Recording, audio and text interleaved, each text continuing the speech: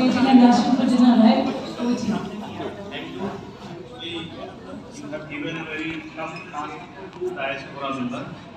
First lunch के बाद आपने मुझे दिया. I am also a diaspora. I am chairman of Pankaj Development Forum. Diaspora बड़ा टफ होता है. जब लंच के बाद आप पहले स्पीकर होते हैं तो सोने से रुकते हैं. आपने उसे लास्ट में हमें दिया क्लोजिंग सेरेमनी. ये भी बड़ा टफ सिचुएशन होता है. इसमें सब जारी नहीं होता. लेकिन हम पूर्वांचल से हैं, पत्थर तोड़ के ही मकान बनाते हैं. हम चाहेंगे कि हमारा स्टेशन जो हो इंटरेक्टिव हो. Thank you Times of India recognise करने के लिए डायस्पोरा.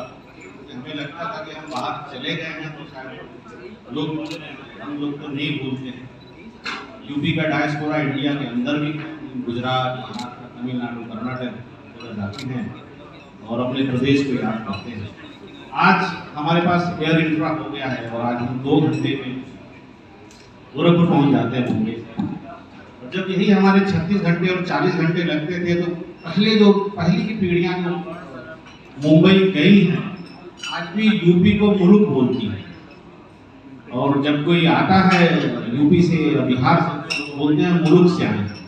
ये मुल्क शब्द जो है ये फीलिंग देता है कि कितनी दूरी थी हमारे उत्तर प्रदेश और महाराष्ट्र के बीच या गुजरात के बीच. वो दूरी आज खत्म हुई है और हम सिर्फ 2 घंटे में पहुंच गए.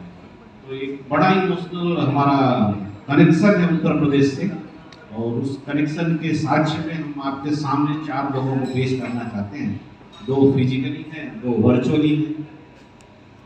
जो फिजिकली आए हैं आसिफ खान जी हैं, दुबई से हैं. 22 साल पहले यहाँ से ये दुबई गए थे इंजीनियर बन. उस समय लेस अपॉर्चुनिटी थी. हमने जैसे आपको बताया कि पढ़ लिख ले तो काम कहाँ करें. काम नहीं था यहाँ पे, काम करने के अवसर नहीं थे. तो हम लोग जो है बाहर के काम करने के लिए उसी में आसिफ खान ने 10 साल इन्होंने नौकरी की और आज नौकरी देते हैं वहाँ पे. इनके अंडर में सैकड़ों लोग नौकरियाँ करते हैं आसिफ खान जी के अंडर में. और सिर्फ रियल इस्टेट का बिजनेस नहीं है, इनका देश में ट्रेड का बिजनेस है.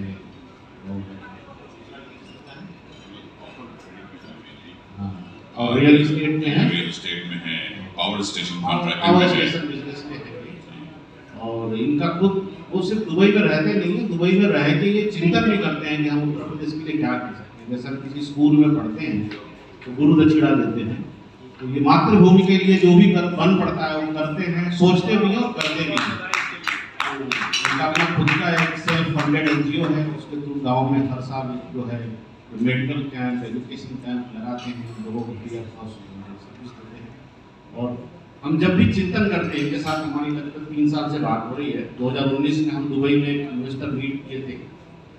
यूपी में कैसे इन्वेस्टमेंट लाया जाए तो हम लोग ने डिस्कस किया था कि हम ओडीओपी को लेकर हम यूपी में बड़ा काम कर सकते हैं. एक योजना पे हम लोग काम कर रहे थे कि कोविड आ गया और लकीली जब कोविड खत्म होने को है तो उस समय उत्तर प्रदेश के मुख्यमंत्री के संरक्षण में उनके प्रेजेंस में फिर से हम उस ओडीओपी की टॉक को यहाँ पे हम शुरू कर रहे हैं. तो बड़ा शुभ समय है ये. तो आसिफ खान जी को मैं वेलकम करता हूँ. Thank you very much ladies and gentleman. दूसरे हमारे गेस्ट जो हैं वैभव लड्ढा जी हैं. ये मिर्जापुर के थे. ये भी 98 में यूनाइटेड स्टेट ऑफ अमेरिका में गए. ये वहाँ के यूएस सिटीजन हैं और वहाँ से रह के ये उत्तर प्रदेश के लिए बड़ा काम करते हैं. 2-3 बड़े काम करते हैं. एक तो जैसे हमने ओडीओपी में मिर्जापुर का नाम लिया तो सिर्फ हम तो नाम ले रहे हैं, बात कर रहे हैं, लेकिन उसका जो एक्चुअल प्लेयर लड्ढा जी हैं. क्योंकि ये मिर्जापुर से 50 करोड़ की कालीन इंपोर्ट करते हैं और बेचते हैं अमेरिका के बाजार में. ये है जो हमारा ओडीओपी का कंसेप्ट है. उस कंसेप्ट को रियल हीरो बोलेंगे वैभव लड्ढा जी है.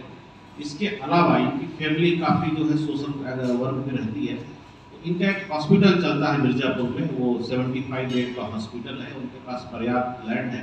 वो वहाँ पे मेडिकल कॉलेज में खुलना चाहते हैं. वो चाहते हैं कि ये पूरा जो सिस्टम है कोई एडॉप्ट कर ले. गवर्नमेंट को भी देने के लिए तैयार है. एक लड्ढा कुंज करके वृंदावन में आपका धर्मशाला चलता है. उनके पिताजी से मुझे 10 दिन पहले मिला था.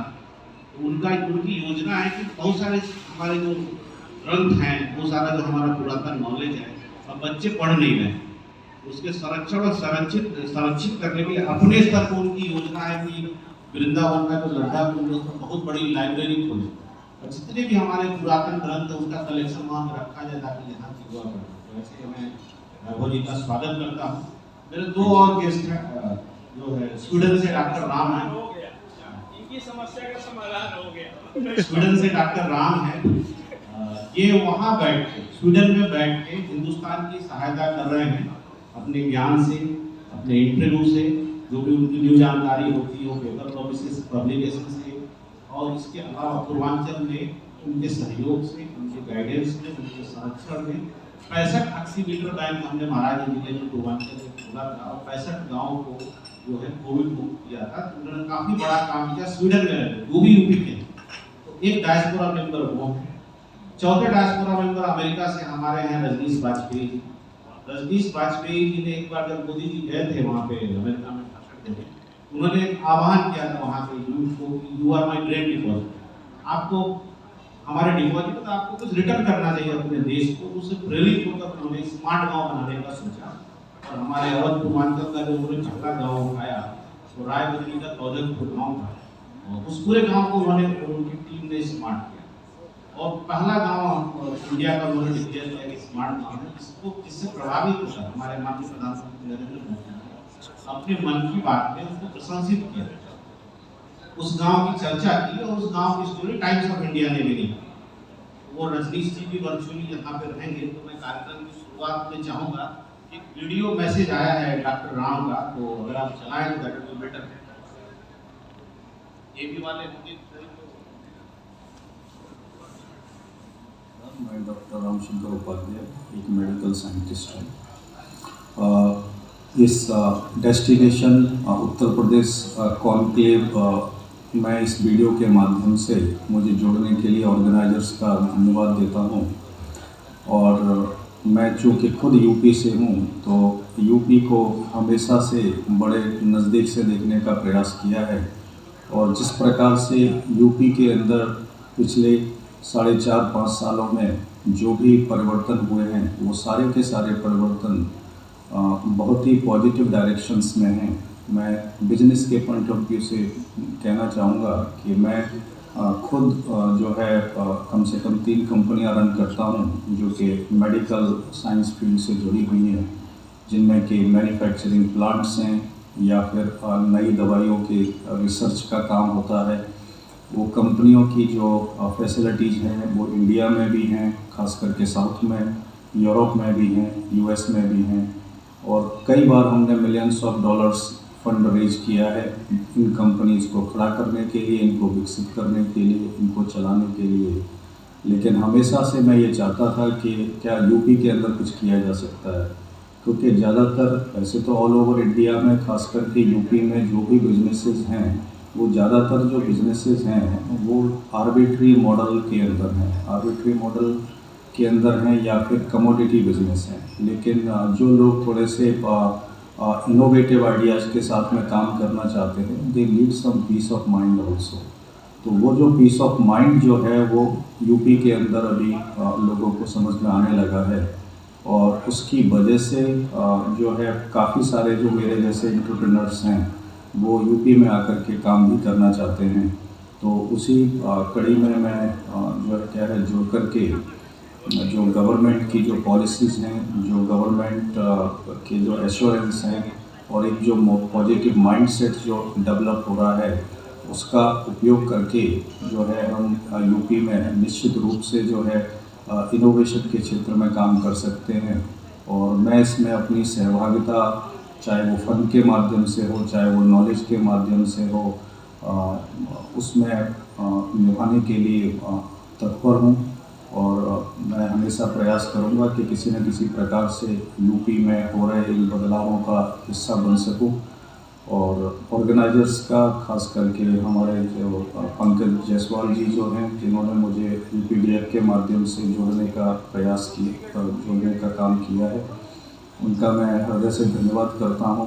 और हमारे प्रदेश के माननीय मुख्यमंत्री योगी जी का मैं जो है अभिनंदन करता हूं, जिन्होंने कि किस प्रकार का माहौल तैयार किया है, जिससे कि हम जैसे लोग जो कि बाहर बैठे हुए हैं वो अब घर लौटने की बात भी सोच सकते हैं और किसी न किसी प्रकार से यूपी की और इस प्रकार से भारत की इकोनॉमी में भी अपनी सहभागिता निभा सकते हैं। तो इसी के साथ धन्यवाद। Thank you so much to all of you.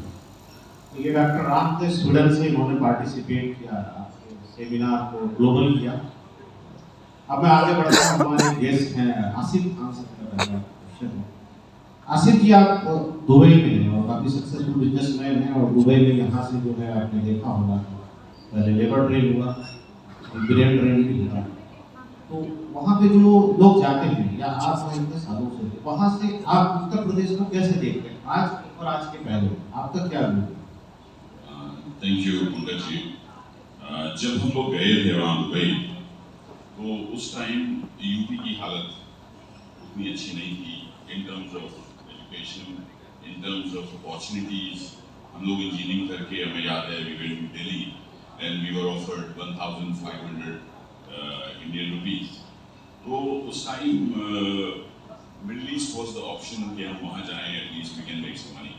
And not only me, there were lot of people who have done engineering from different institutions have come to Middle East, and they had good money, they made good money, they spent a lot of years there.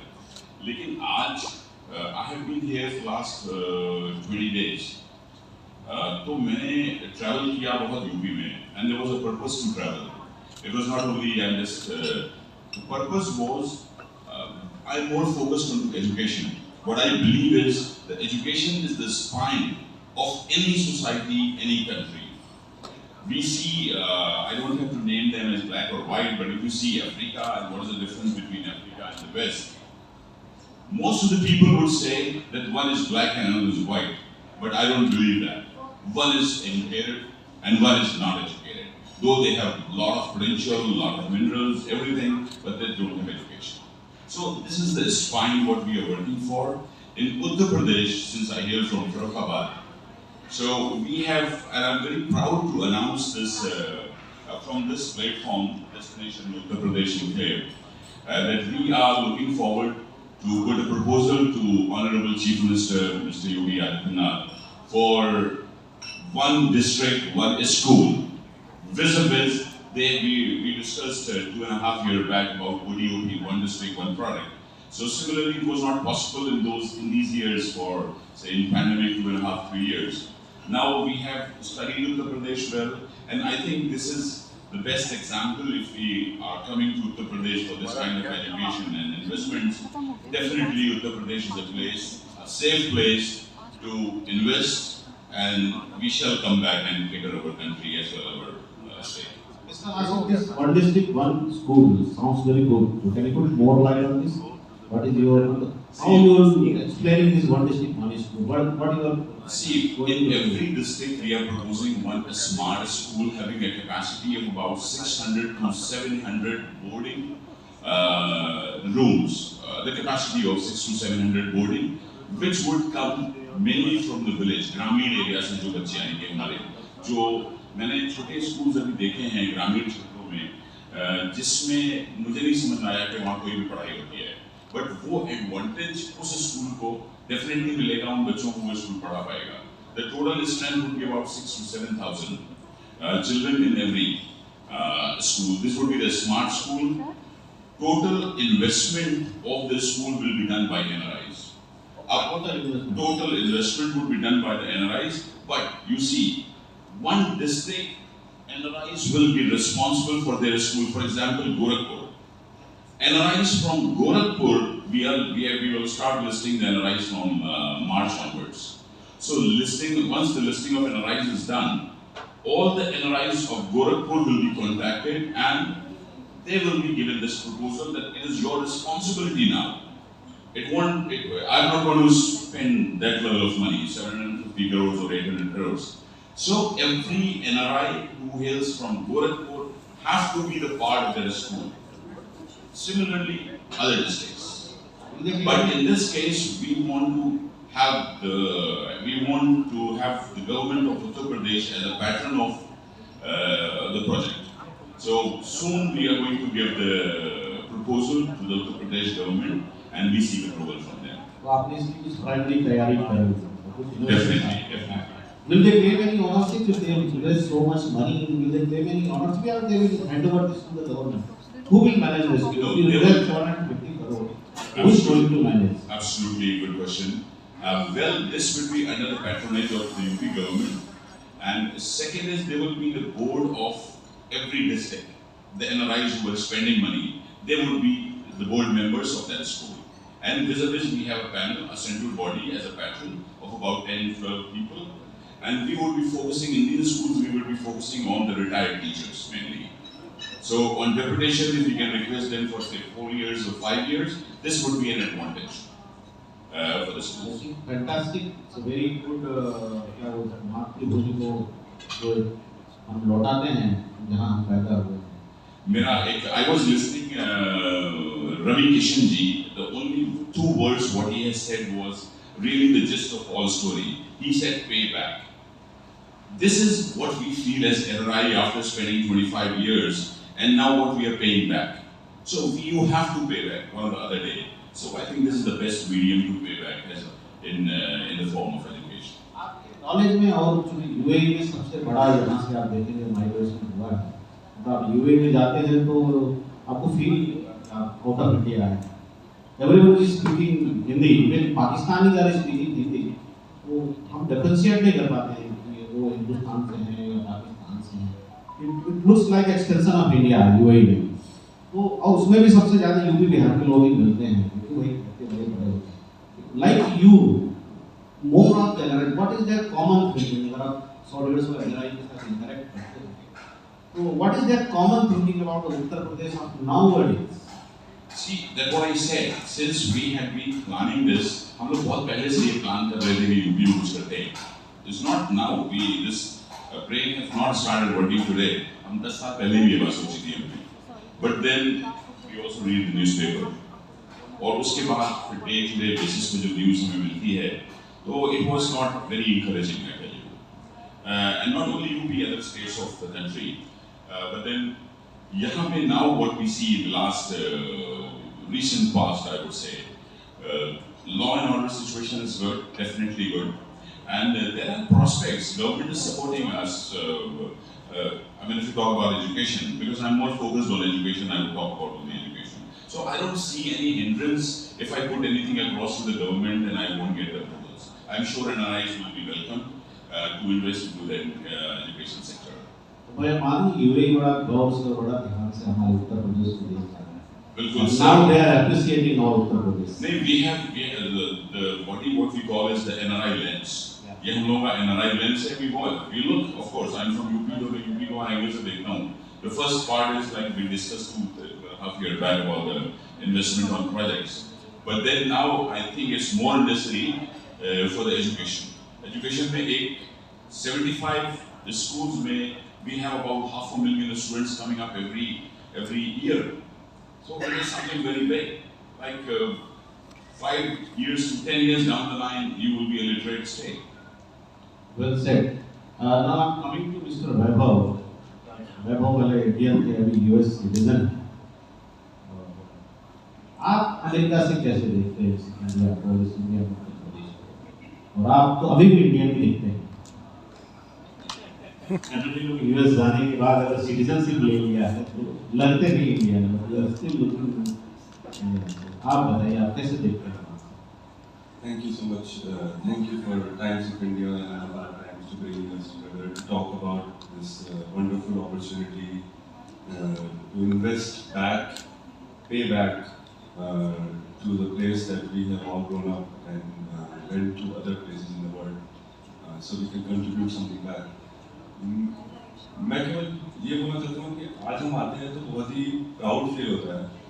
मैं 22 साल पहले गया था, लेकिन मैं 10 साल पहले की बात करता था कि मैं बनारस एयरपोर्ट से मिर्ज़ापुर आता था तो 2 घंटा 2.5 घंटा रोड ढूंढनी पड़ती थी, ऐसा हाल था. But today I can say that hour and 10 minutes maximum you are at the airport from Mirzapur. It's just amazing. मतलब मैं सुबह की कभी-कभी तो बॉम्बे में रहता हूँ, तो सुबह की फ्लाइट से आता हूँ, दिन भर काम करता हूँ, दोपहर को चाची के हाथ का खाना खाता हूँ और वापस फ्लाइट पकड़ के बॉम्बे चला जाता हूँ. तो it is just amazing कि और what does a person want who wants to invest? They need to value their time and their effort. So if you're saving time and you're able to get your work done एक दिन में वापस चले जाते हैं अपना आगे काम करने के लिए, that is great. Another thing जो मेरे को बहुत अच्छे से याद है कि जब हम लोग अमेरिका से आते थे तो गर्मी में आने का मन नहीं करता था क्योंकि कब नहीं मालूम है बिजली कब रहेगी कि बिजली कब चली जाएगी और जनरेटर रहता था तो उसी से काम होता था और फिर एक एसी चलता था और सब लोग को एक ही रूम में सो के काम करना पड़ता था तो और उसमें भी देखना पड़ता था कि सेटिंग करनी पड़ती थी कहाँ पे सोए कि एसी की आवाज़ सबसे ज़्यादा अपने को लगे तो लेकिन अब और उस समय एक चीज़ थी हमारा घर जो है वो विंध्याचल के उसमें आता है तो जब नवरात्र का टाइम था तो 24 घंटे बिजली आती थी बिकॉज धाम है विंध्याचल धाम है तो बिजली पूरी आती थी लेकिन अब हम कह सकते हैं कि 24 घंटे बिजली आती है generator has become a souvenir in our household we rarely use it so it's a very much forward looking अच्छे तरीके से देखते हैं to come back to Uttar Pradesh and give back to South. So electricity and connectivity is the motivating factor for NRI. No, and the biggest factor actually when anybody wants to invest back or anywhere you want to invest and do investment, first thing you look for is the security of the investment. So when your security is there, then you think about the next step. So the way the law and order has come across, everybody has spoken about it today, that if your money is safe, then you will go there and you will invest more money, you will try to brainstorm with the local entrepreneurs, local business people to grow the business to see what you can do. So that is an important part.